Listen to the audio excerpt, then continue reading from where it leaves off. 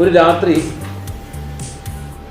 പുലരുമ്പോഴേക്ക് രാവിലെ ആകുമ്പോഴേക്ക് നമ്മുടെ പോലീസിന് അറിയുന്ന വാർത്ത മാവൂരും പരിസര പ്രദേശങ്ങളിലൊക്കെ പല കടകളും മോഷണ ശ്രമം നടത്തുന്നു, അമ്പലങ്ങളിൽ ഭണ്ഡാരം മോഷ്ടിക്കുന്നു. അതുകൊണ്ട് വളരെ ഒരു ഭീകരമായ അവസ്ഥയിലേക്ക് ഒരു വലിയൊരു 10 കിലോമീറ്ററിനുള്ളിൽ തന്നെ 10-5 കേസുകൾ ഒരുമിച്ച് റിപ്പോർട്ട് ചെയ്യുന്ന അവസ്ഥ ഉണ്ടായിട്ടുണ്ടായിരുന്നു. ഇത് നാട്ടുകാർക്ക് ഭീതി വരുന്നതാണ്, പോലീസിനാണെങ്കിൽ വളരെയധികം പ്രശ്നം ഉണ്ടാക്കുന്നതാണ്. അതുകൊണ്ട് ഗൗരവമായ അന്വേഷണം പോലീസ് നടത്തി ഞങ്ങളതിൽ വിജയിച്ചിരിക്കുകയാണ്. അതിലെ കള്ളനെ ഞങ്ങൾ പിടികൂടി. ജോഷിത് എന്ന കുട്ടൂസിനെയാണ് പിടികൂടിയത്. അവരിതുപോലെ തന്നെ വീണ്ടും ഒരു മോഷണം നടത്തുന്നതിനുള്ള ശ്രമത്തിന് വേണ്ടി തയ്യാറെടുക്കുന്നതിനിടയ്ക്കാണ് ഞങ്ങൾക്ക് അയാളെ പിടികൂടാൻ പറ്റിയത്.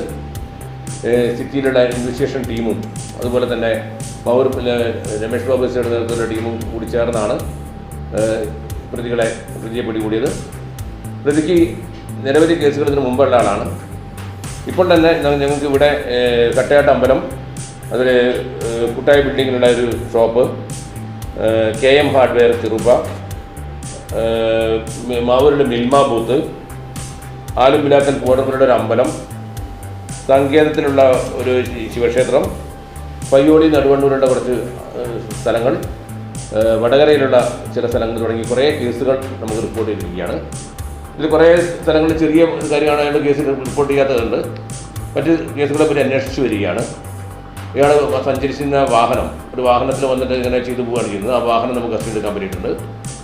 ഇയാൾ ഓപ്പറേഷൻ ചെയ്ത് വാഹനം ഉപയോഗിച്ച് വരും, വാഹനം വേറെ എവിടെയും കൊണ്ടു നിർത്തിയിട്ട് ആവശ്യം വരുമ്പോൾ വാഹനം ഉപയോഗിക്കുന്നിരിക്കുകയാണുള്ളത്. ഈ വാഹനം നമുക്ക് മാഹി ഭാഗത്തു നിന്നാണ് നമുക്ക് ഡിറ്റക്ഷൻ ചെയ്യാൻ വേണ്ടി പറ്റും. വടകര മാഹി ഭാഗത്തു നിന്നാണ് ഡിറ്റക്ട് ചെയ്യാൻ പറ്റിയിരിക്കുന്നത്. ആ വാഹനം കൊണ്ടുവരുന്നുണ്ട്. അതുപോലെ തന്നെ ഇയാൾക്ക് ആയുധം നമ്മൾ റിക്കവർ ചെയ്തിട്ടുണ്ട്. അയാൾ ഉപയോഗിച്ചിരുന്ന ഇംപ്ലിമെൻറ്റ്സ് റിക്കവർ ചെയ്തിട്ടുണ്ട്. ആ ദിവസം ഉപയോഗിച്ച വസ്ത്രം നമുക്ക് കിട്ടിയിട്ടുണ്ട്. മറ്റ് റിക്കവറി നടപടികൾ നടന്നു വരികയാണ്.